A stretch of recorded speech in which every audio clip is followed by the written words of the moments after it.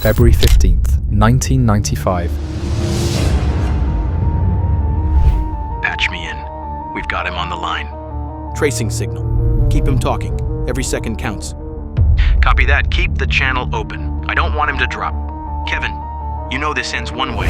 Yeah, with me hanging up. Almost got him. Signal's bouncing, but we're closing in.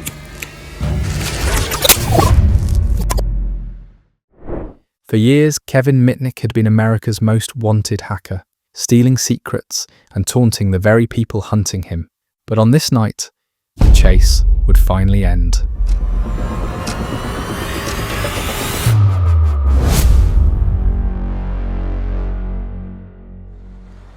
In the dark hours before dawn, the long pursuit was ending.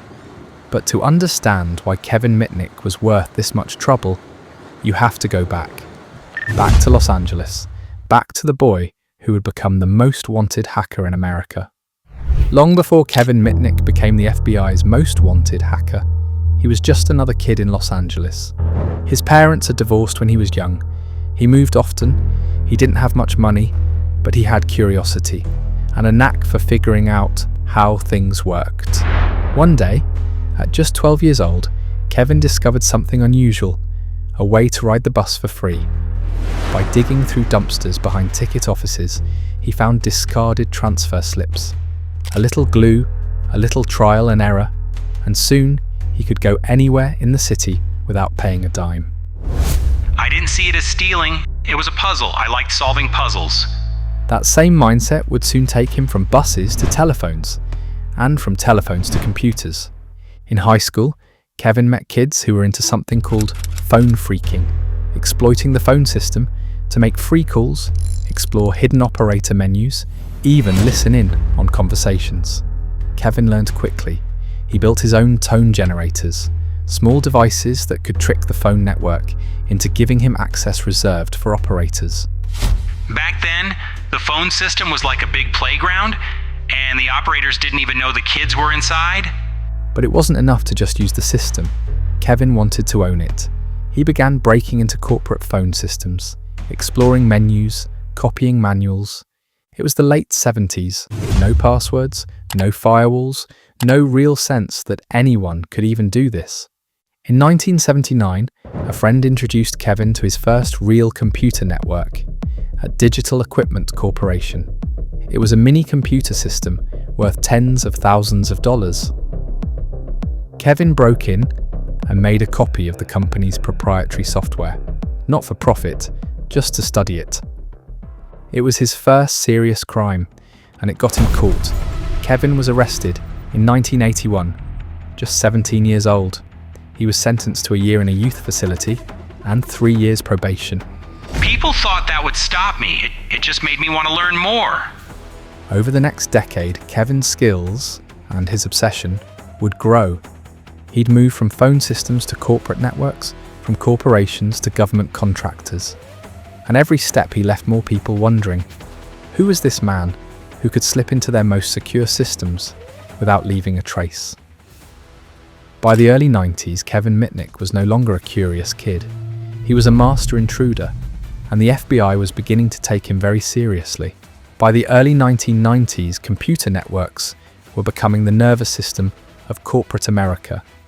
Banks, phone companies, tech giants, all connecting their systems, and all assuming they were secure. Kevin Mitnick saw an open door in nearly every one of them. He didn't just exploit software flaws. He exploited people.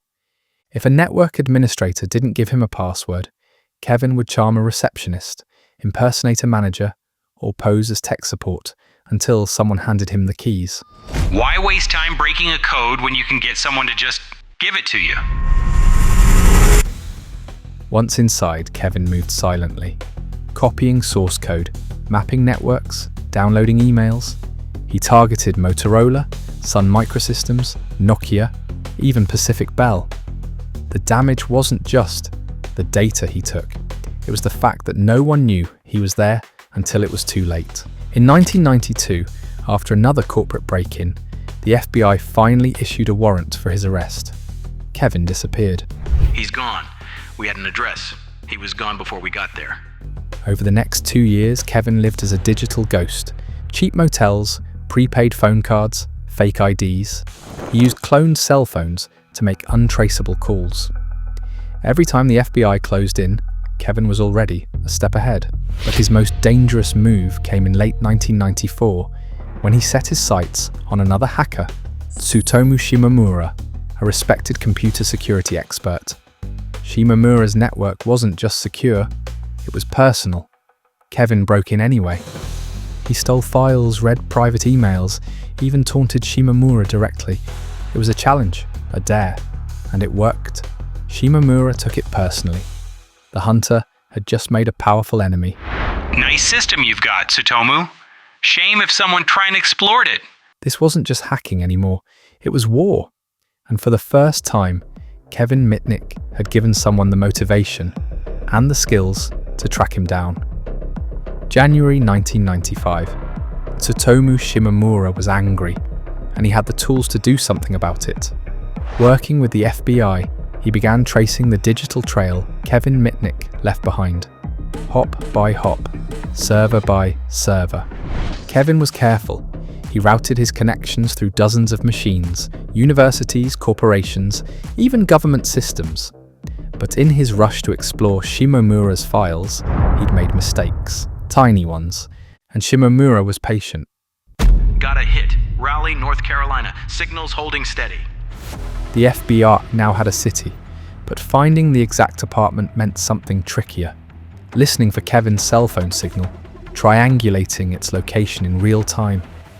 It was old-school detective work, done with radio antennas and laptop computers. Meanwhile, Kevin was still online, still moving between systems like a shadow. He didn't know the net around him was tightening with every keystroke.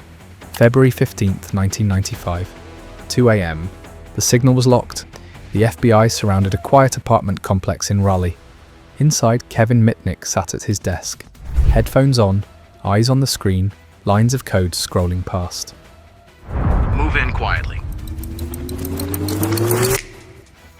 They burst through the door, guns drawn. Kevin froze. Not from fear, but calculation. So, who ratted me out? After years on the run, Kevin Mitnick was in custody. For the FBI, it was the end of a long, frustrating chase. For Kevin, it was just another chapter in a life defined by curiosity, obsession, and the thrill of the hack. He faced dozens of charges: wire fraud, computer fraud, possession of unauthorized access devices. I wasn't allowed to touch a phone. They thought I could hack NORAD with it.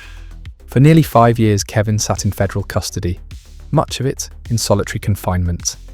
When he finally went to trial, in 1999, he pled guilty to several counts. The sentence, 46 months plus time already served. In January 2000, Kevin Mitnick walked out of prison a free man, but with restrictions. No computers, no cell phones, no internet, for 3 more years. Once the restrictions lifted, Kevin did something no one expected. He went legitimate. He became a security consultant, helping companies protect themselves from the kind of attacks he once pulled off for fun. He wrote books, gave talks, and even hacked with permission.